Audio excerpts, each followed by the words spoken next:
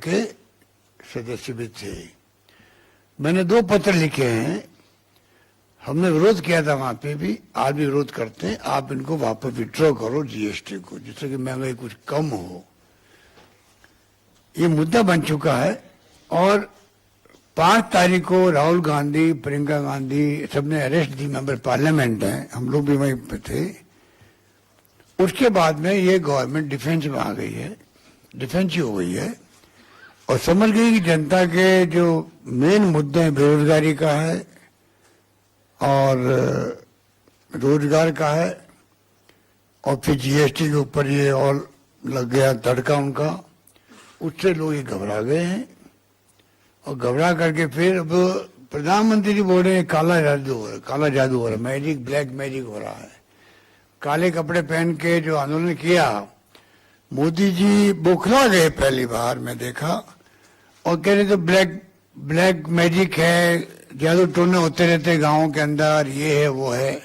वो डिफेंस में आ गए उस दिन।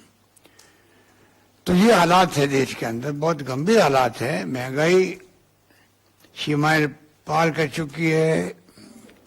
गरीब आदमी और गरीब होता जा रहा देश के अंदर, अमीर आदमी और अमीर होता जा रहा है, खाई बढ़ती जा रही है। आर्थिक नीति इनकी ऐसी है जो पूरा जो माहौल है देश का वो सिमट गया है, कुछ लोगों तक पूरी पूंजी इकट्ठी हो रही है। आम लोग महंगाई से त्रस्त है। और तो और 80 रुपये क्रॉस कर गए डॉलर रुपए। बताइए आप, 80 रुपये डॉलर रुपये हो गया। तो आप सोच सकते हो कि हम किस दिशा में जा रहे हैं। उसी चिंता नहीं हो, उनको कांग्रेस मुक्त भारत का नहीं चिंता है। अमृत महोत्सव मना रहे हैं, खाली इवेंट कर रहे हैं।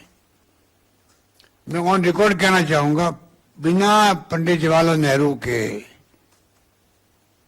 कोई अमृत महोत्सव कामयाब नहीं हो सकता देश के अंदर। जो 10-12 साल तक जेलों में बंद रहे हों आजादी के जमाने के अंदर, प्रथम प्रधानमंत्री हों, इनके राज में ना इंदिरा गांधी का त्याग बलिदान दिया देश के लिए, खालिस्तान नहीं बनने दिया, कुछ जिक्र नहीं उसका। इनके राज में किस प्रकार हमारे फ्रीडम फाइटर्स ने, राजस्थान से भी कम नहीं थे फ्रीडम फाइटर, पूरे देश के फ्रीडम फाइटर्स ने, ज्ञात अज्ञात लोगों ने किस प्रकार से कुर्बानी दी, त्याग किए, बलिदान किए, जेलों में बंद रहे। भगत सिंह तो फांसी के फंदे में चढ़ गए कई लोग। उनका कोई इनको मायने नहीं है, कभी कभी फॉर्मेलिटी में कह देते हैं। सरदार पटेल थे या मौलाना अबुल कलाम आजाद थे, बड़े बड़े फ्रीडम फाइटर थे, चाहे गोपाल कृष्ण गोखले थे या लोकमान्य तिलक थे, लाला लाजपत राय थे, किन किन के नाम गिनाए। ये खाली अपने आरएसएस, बीजेपी, इन लोगों ने इवेंट बना दी, इसको इवेंट बना दी खाली।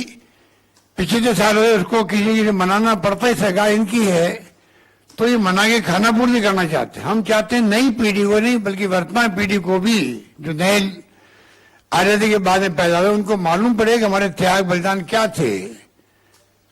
आजादी के बाद में हम पिछले साल में कितनी उन्नति प्रगति की हर क्षेत्र के अंदर, इसका घर महसूस नहीं करवाएंगे हम अगर नौजवान पीढ़ी को। यही नौजवान पीढ़ी कल देश का भार संभालेगी आने वाले वक्त के अंदर। ये क्या बताएगी अगली पीढ़ी को।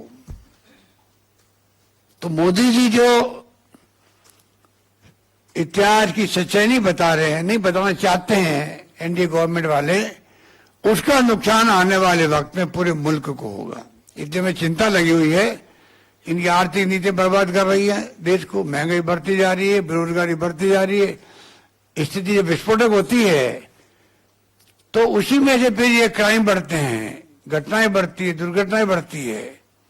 अगर नई पीढ़ी को आप रोजगार नहीं देंगे, महंगाई बढ़ती जाएगी, तो आप जानते हैं कि, सब जानते हैं कि इनका फॉलोआउट क्या हो सकता है, जो फॉलोआउट हो रहा है देश के अंदर।